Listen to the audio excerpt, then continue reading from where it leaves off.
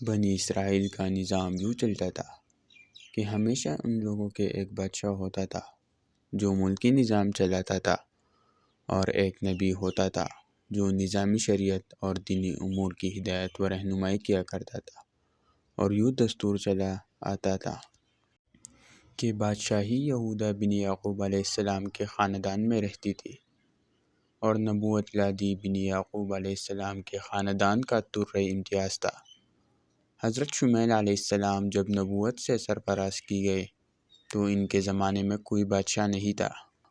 تو بنی اسرائیل نے آپ سے درخواست کی کہ آپ کسی کو ہمارا بادشاہ بنا دیجئے، تو آپ نے حکم خداوندی کے مطابق طالوت کو بادشاہ بنا دیا، جو بنی اسرائیل میں سب سے زیادہ طاقتور اور سب سے بڑا عالم تھا، لیکن بہت ہی غریب و مفلس تھا۔ بلکہ بنی اسرائیل کی فوج بھرتی کر کے قوم عمالقہ کی کفار سے جہاد بھی فرمایا۔ اللہ تعالیٰ نے اس واقعے کا ذکر قرآن مجید میں فرماتے ہیں، اس طرح ارشاد فرمایا، جس کا ترجمہ یہ ہے کہ چمڑا پکا کر بکریوں کی چرواہی کر کے زندگی بسر کرتا تھا۔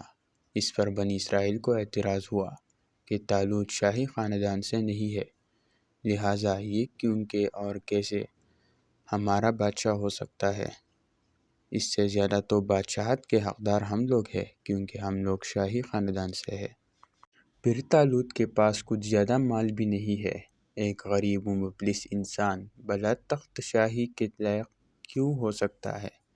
بنی اسرائیل کے ان اعتراض کا جواب دیتے ہوئے حضرت شمیل علیہ السلام نے یہ تقریر فرمائی کہ فرمایا، اسے اللہ تعالیٰ نے تم پر چن لیا اور اسے علم اور جسم کی کشادگی زیادہ دی، اور اللہ اپنا مالک جیسے چاہے دے، اور اللہ وسعت والا علم والا ہے۔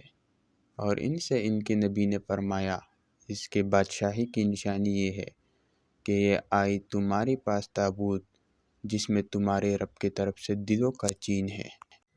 چنانچہ تھوڑی ہی دیر کے بعد 4 فرشتے صندوق لے کر آ گئے اور صندوق کو حضرت شمیل علیہ السلام کے پاس رکھ دیا۔ یہ دیکھ کر تمام بنی اسرائیل نے طالوت کو بادشاہی تسلیم کر لیا، اور آپ نے بادشاہ بن کر نہ صرف انتظام ملکی سنبھالا، اور ان سے ان کے نبی نے فرمایا کہ بے شک اللہ نے طالوت کو تمہارا بادشاہ بنا کر بھیجا ہے۔ بولے، اسے ہم پر بادشاہی کیوں کر ہوگی، اور ہم اس سے زیادہ سلطنت کے مستحق ہیں؟ اور اسے مال میں بھی وسعت نہیں دی گئی، اور کچھ بچی ہوئی چیزیں ہیں۔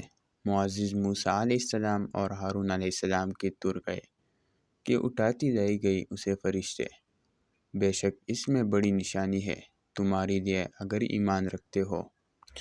اس واقعے سے جہاں بہت سی مسائل پر روشنی پڑتی ہے، ایک بہت ہی واضح درس یہ ملتا ہے کہ اللہ تعالیٰ کے فضل اور اس کی نوازش کی کوئی حد نہیں ہے۔ وہ چاہے تو چھوٹے سے چھوٹے آدمی کو منٹوں میں بلکہ سیکنڈوں میں بڑے سے بڑا آدمی بنا دے گا۔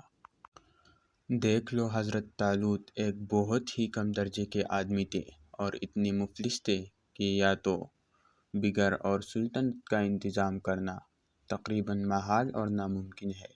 اس سے ظاہر ہوا کہ علم کا درجہ مال سے بہت بلند ہے۔